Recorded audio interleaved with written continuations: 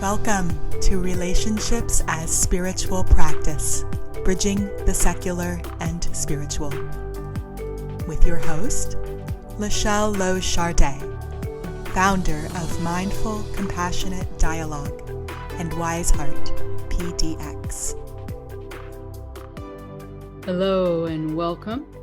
Thank you for taking the time today to dedicate your attention and your energy to making life more wonderful for yourself and for others. Today, I'd like to continue with the Four Fruits of Mindful Compassionate Dialogue. Last time, or I should say in another podcast, we talked about mindful engagement. So when I say four fruits, I mean four results of your practice.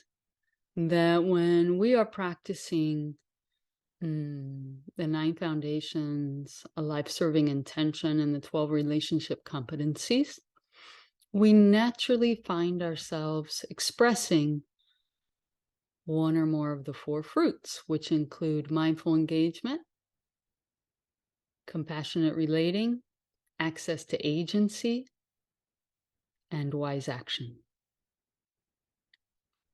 Okay, so today I want to talk about compassionate relating. I want to dive into what we mean by compassion. I want to give you a key for balancing your attention. And I want to talk a little bit about compassion fatigue is a term that we've maybe heard before, or how compassion might slip into despair and how we might catch that and use this skill of balancing attention to keep our practice strong, really, to keep our practice strong and vibrant and inspiring. Okay, let's jump into compassion. So compassion, in the way I'm offering it, means that you're becoming bigger than the suffering you witness, and you're directing caring attention toward it by offering prayers, well wishes, or taking action for relief and freedom from suffering. So compassion has specifically suffering as a part of its focus, distinct from loving kindness, which doesn't have a specific object in the same way. We could say that compassion is an antidote for apathy and judgment and anger with regards to suffering and blame, right?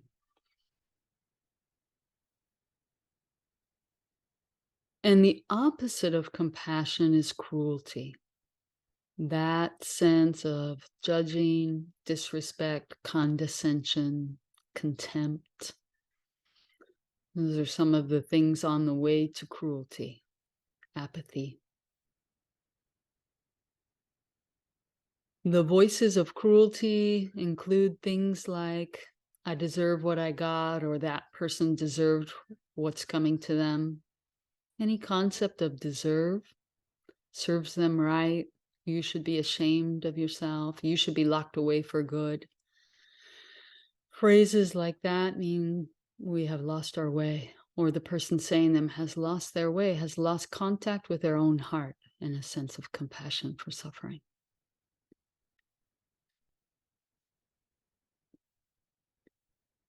Compassion is also, we're going to get to this later, but compassion is also the help we have when we're trying to practice equanimity, but that equanimity slips into indifference. Then we look to compassion to help us find our heart again. I want to name 4 abilities or doorways to compassion, that when we're in one of these 4, compassion arises naturally. It's our natural state. But it especially is easy to find when we enter one, shared humanity, when we remember, oh, just like me, that person wants to be happy. Just like me, that person wants to contribute meaningfully. That person has feelings and needs. 2, when we have an ability to grieve. An ability to grieve the suffering we see keeps our heart open and allows that compassion to flow. We feel the grief, we enter mourning rather than resisting the suffering. And resistance, we already named, comes in many forms, all leading to cruelty, such as judgment, anger, attempts to justify mentally, things like this. 3rd, acceptance. When we choose to observe and be with things as they are, and we trust ourselves to stay regulated in the face of suffering, we can accept what's happening. And when I say accept, I don't mean approve of or become passive. To me, that's a very different thing. Accept means I'm willing to just look things in the face, just see them as clearly as I possibly can, without resistance, without judgment. That acceptance as things as they are allows me then to act with compassion, to change them perhaps, right? Or to offer a remedy or to offer support. And the last one is trust. Without some sort of taking refuge in a benevolent power, in the vibrancy of life, in something greater than what we can perceive and understand, it's easy to lose our way without those things. So there's some sort of trust in something greater. That trust, that faith is an incredible resource that keeps you from slipping into hopelessness and despair. And those 4 combined create a very solid foundation for compassion to arise.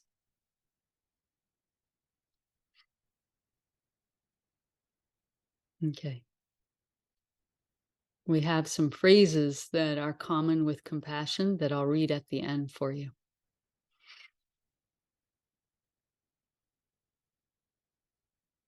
So when we focus more than we have the resources to do on the suffering of our own suffering or of others, then we fall into despair, or sometimes phrased as compassion fatigue, and we need to balance our attention.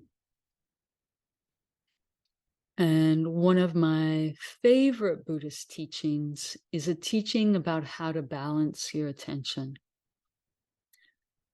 And so the sutta goes, and the Buddha said, you can balance your mind in one of these 4 ways: compassion, sympathetic joy, loving kindness, and equanimity. And they work together, those 4 practices, such that when compassion slips into despair, we turn towards sympathetic joy. We look for something to celebrate in someone else. Who can we cheerlead? Can we celebrate with? A person that is having success in expressing their values and living with, well, in the sutta it says living with virtue. Virtue is a funny word these days, but living from their values is what it means. How can we enter into that celebration of what is life serving around us? And then it goes around the circle from there.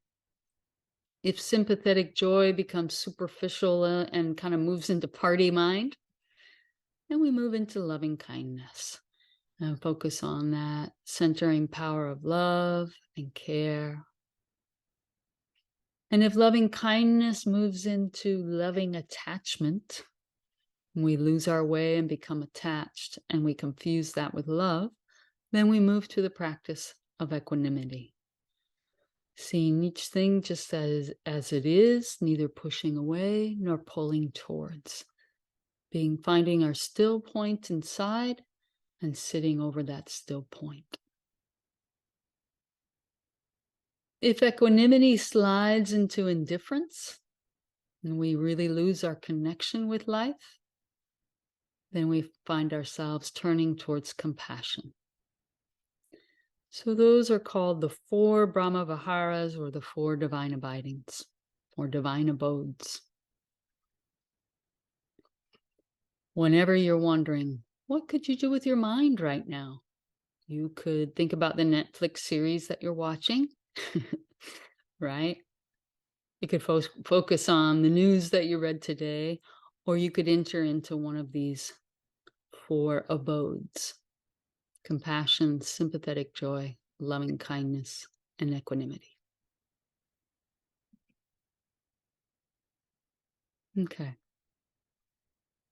And so one of the important things about compassion is that it's continuously working both directions. You're having as much compassion for yourself as you are for others. So that means really attending to what are those signs that compassion has slipped into despair. So I'll offer a few of those, and maybe as I name them, you can identify, what's the most obvious symptom for you that you've entered into despair?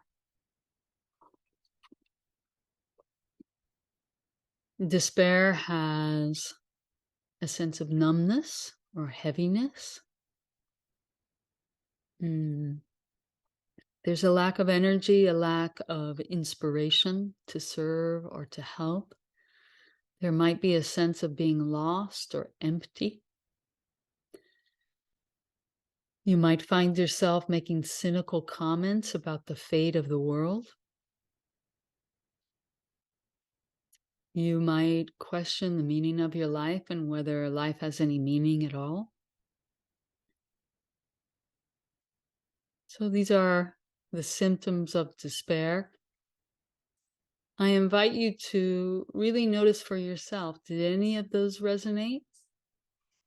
Or is there something in particular that you would identify for yourself that's a clear symptom of despair?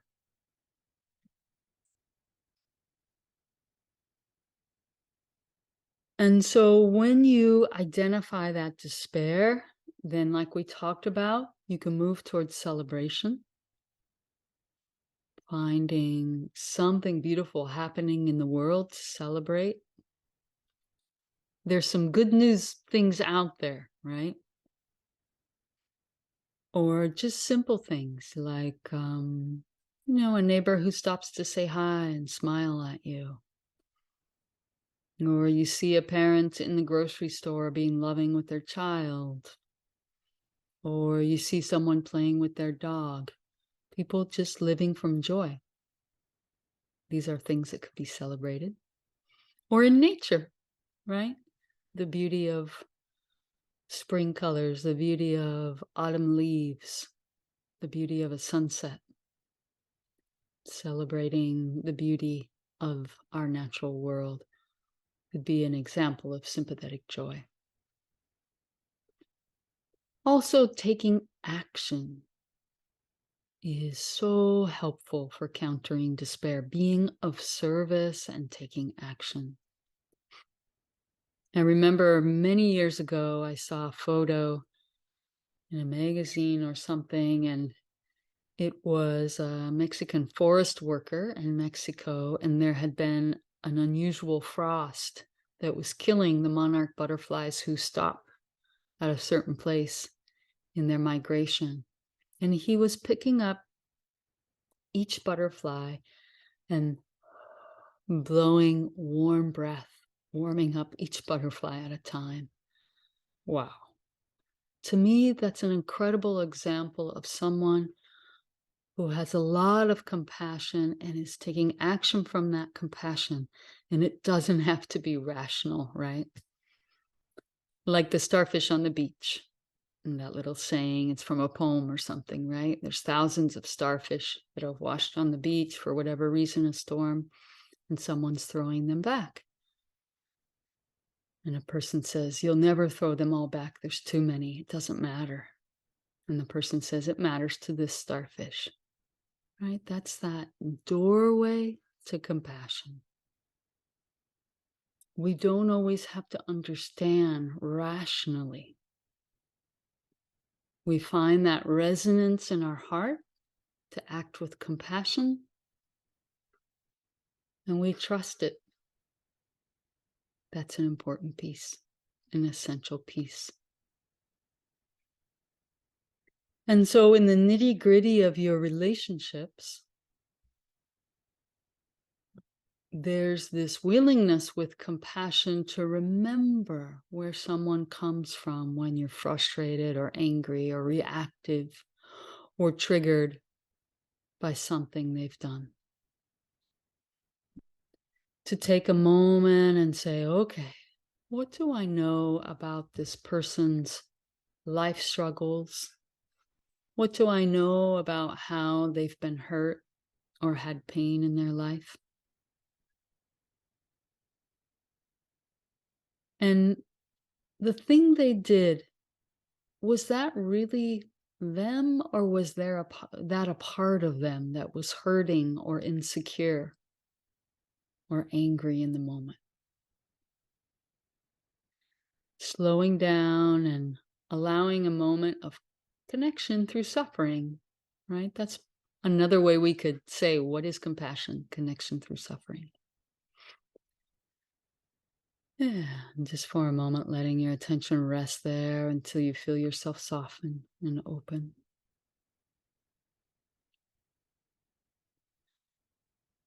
Compassion doesn't mean approving, right? Just like empathy. Having compassion for someone when they've done something that didn't meet needs of yours doesn't mean you don't set a boundary, you don't end a relationship. Completely the opposite is true, right? When you've really softened into, there's a whole person there, and the way they behaved with me doesn't work for me, and I'm going to set boundaries so that doesn't happen again. It's from that compassion that you set the most effective boundary with that person. When reactivity sets a boundary, it's unlikely that there's skill there, understanding of really what's needed in that situation. So having compassion for someone who did something that didn't work for you also opens the door to wisdom.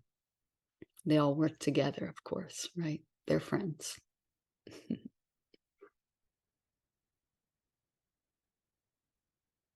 And if the door to compassion doesn't open for you, then you probably need more self-compassion, right? Taking time with how something was painful for you, right? Just the willingness to say to yourself, oh, this is really hard. And breathing and softening. This is hard. I'm suffering right now. It's painful. Not so easy to be a human being, right? Allowing all that. But really taking the time until you feel your whole body soften with that compassion for yourself.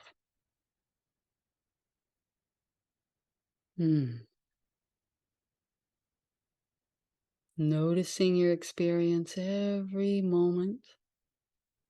This is hard. My heart hurts. My mind races.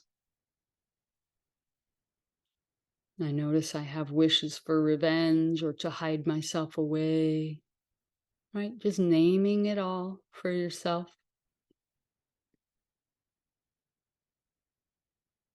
Taking time. And as you name it, in a warm, yet somewhat neutral tone, you're bringing that compassionate inner witness on board.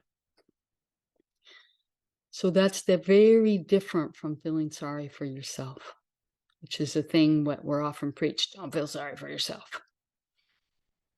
I think what that's really referring to is when we're feeling sorry for ourselves and making ourselves the victim, there's usually blame. That person they should have talked to me directly, or they shouldn't have said something like that, right? There's usually the other side of blame. Internal blame, external blame, internal blame, external blame. Guilt, shame, and blame, they go together too. So compassionate witnessing of your suffering doesn't have any of that. It's just that simple naming of your experience with warmth and acceptance. And when you consistently do that for yourself, your capacity to offer that for others also increases. If you see something in someone else that you haven't yet been able to be kind and loving with in yourself, there's a good chance you're going to meet that with judgment and anger in the other person. So that self-compassion practice is essential as well.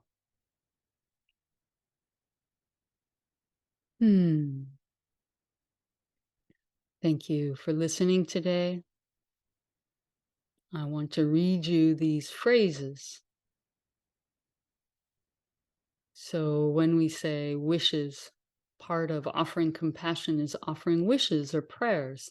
Here are some ideas for how they might be phrased. And of course, a wish or a prayer may not have any words. It may be sending energy, or seeing an image, or seeing someone surrounded in a peaceful bubble, right? It could manifest a lot of different ways. So phrases is just one way. I'm going to offer you these now. Take a moment to relax and open your heart. And I invite you to let these enter you as a wish for you, the person listening, if you're willing.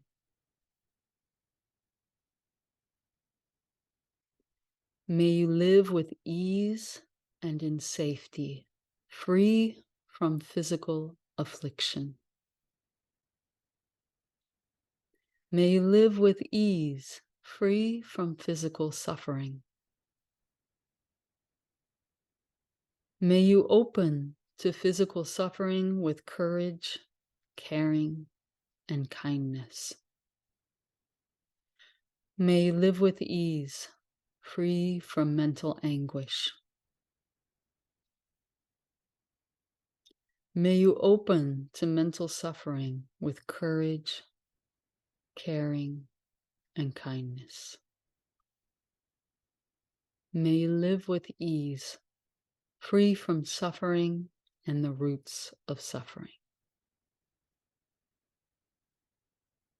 Thanks again for being here today. Radiating love from my heart to yours.